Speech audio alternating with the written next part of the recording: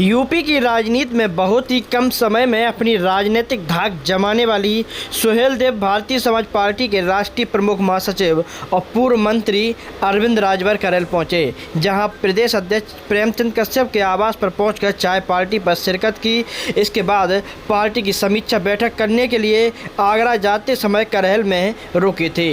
इस अवसर पर उन्होंने पत्रकारों से खास बातचीत करते हुए मणिपुर की घटना को लेकर कड़ा विरोध जताया है और साथ ही साथ एक बड़ा बयान भी दिया है। उन्होंने कहा कि बेटियों और महिलाओं पर अत्याचार दुर्व्यवहार करने वाले अपराधियों को बीच चौराहे पर खड़ा करके दोनों हाथ काटकर उन्हें गोली मार देनी चाहिए, जिससे एक संदेश देश व अपराधियों के लिए जाएगा कि कोई भी अपराधी अपराध करने से पहले उसे ऐसी सज़ा मिलेगी तो उसे अपराध करने के लिए भी उसके हाथ कपेंगे।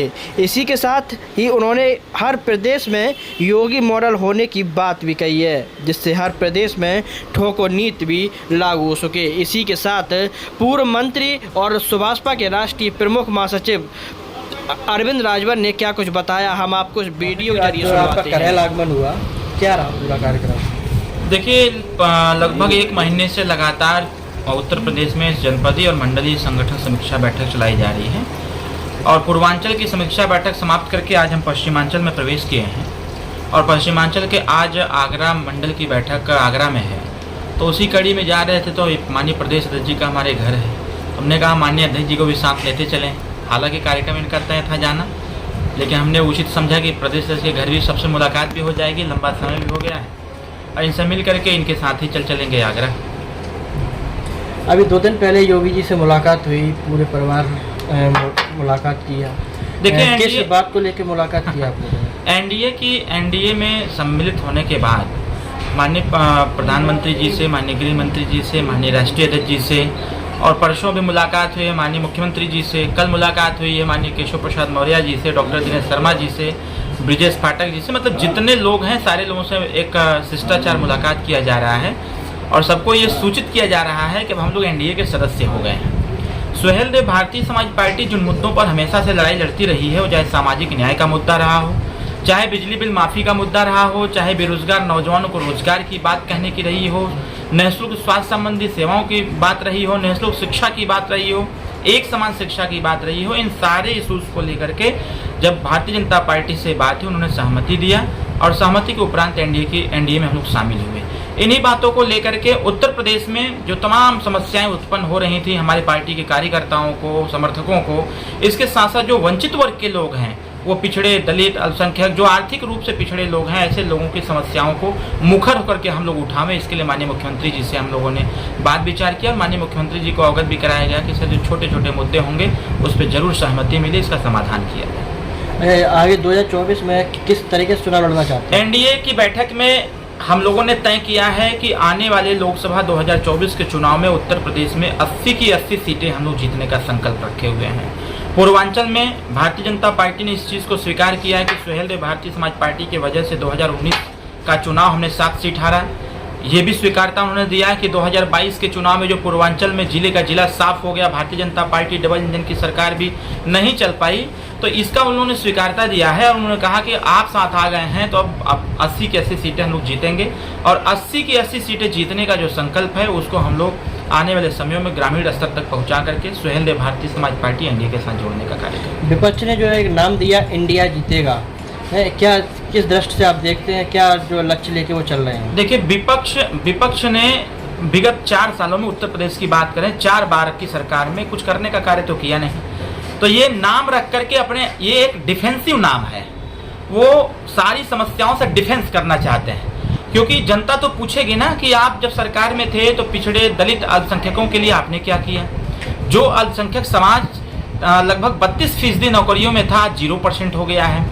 जिन पिछड़ों और अतिपिछड़ों, अतिदलित और दलितों को लेकर के सरकार बनाई गई, उनकी सहभागिता कहाँ पर हो पाई है। तो विपक्ष अच्छी प्रकार से जानता है कि हम विपक्ष के जितने भी सदस्य लोग हैं, सभी लोगों ने इतना भ्रष्टाचार फैला रखा है कि ईडी, सीबीआई और इसकी जांच से बहुत परेशान है। तो नाम रख करके एक डिफेंसिव, वो अपना डिफेंस कर रहे हैं कि नाम रख लेंगे तो कोई हमको कुछ कहेगा नहीं, तो कोई मतलब इसका नहीं है। विपक्ष पहले ही हार चुका है। अगर उत्तर प्रदेश की बात करें तो अखिलेश यादव तो 2022 अप्रैल में ही चुनाव हार चुके थे। अप्रैल में उन्होंने कह दिया था कि 2024 में तो प्रधानमंत्री मोदी जी बनेंगे, जुटे हम परेशान हैं, और हम लोग की तैयारी 2027 की हो। तो 24 का चुनाव होने से पहले ही जिस अखिलेश यादव के नेतृत्व में उत्तर प्रदेश में गोलबंदी हो रही है, वो नेता या वो अगुआ पहले ही चुनाव हार चुका है।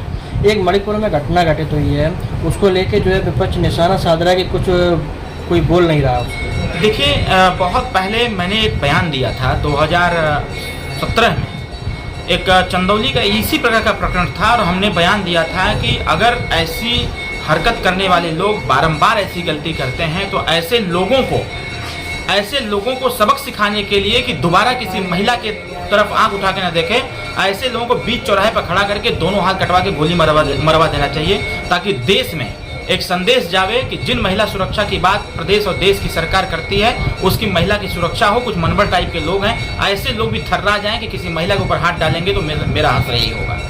तो इसलिए मेरा मानना यह है कि कठोर कानून ऐसे बनाने चाहिए। और मुझे खुशी इस बात की है कि पूर्व जो हमारे राष्ट्रपति महोदय थे, उन्होंने मेरे स्टेटमेंट को सुन करके एक बयान जारी किया था, एक कानून भी बनाया गया कि जो भी नाबालिग बच्चियों के साथ गलत व्यवहार करेगा उसको सीधे फांसी की सजा दी जाएगी। तो कहीं न कहीं जो आए दिन, ये सिर्फ मैं वहाँ की बात नहीं कर रहा, अभी बिहार में हुआ है, घटना घटित हुआ है, अभी बंगाल में घटना घटित हुआ है।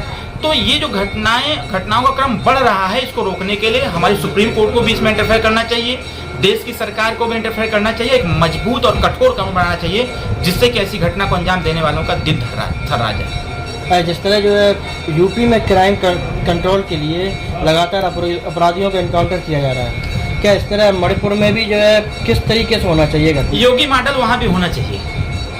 जिस प्रकार से उत्तर प्रदेश में माननीय मुख्यमंत्री जी ने एक ठोको नीति अपनाया है ऐसे लोगों के खिलाफ, जो लोग अपने आप को समझते थे कि उत्तर प्रदेश में हम राजा हैं, हम जो चाहे वो कर लें, किसी बच्चे के ऊपर हाथ डाल दें, किसी के साथ रेप जैसी घटनाएं घटित हो जाएं, किसी का जमीन कब्जा कर लिया जाए, ये सारी प्रक्रियाएं, मेरा जो मानना है, समाजवादी पार्टी में चालू हुआ है।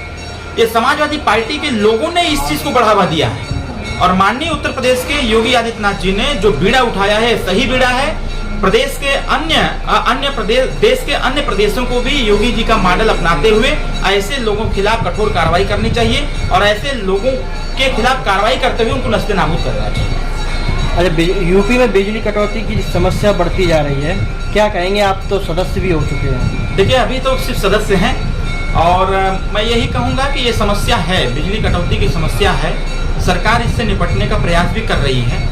आए दिन हम लोग देख रहे हैं कि विभागीय बैठकें भी हो रही हैं, मुख्यमंत्री से डिस्कशन भी हो रहा है, और इस पे हमें जहाँ तक लगता है कि सरकार के जो मंत्री हैं वो प्रयास कर रहे हैं। हमें लगता है कि आने वाले समयों में ये भी समस्या का समाधान हो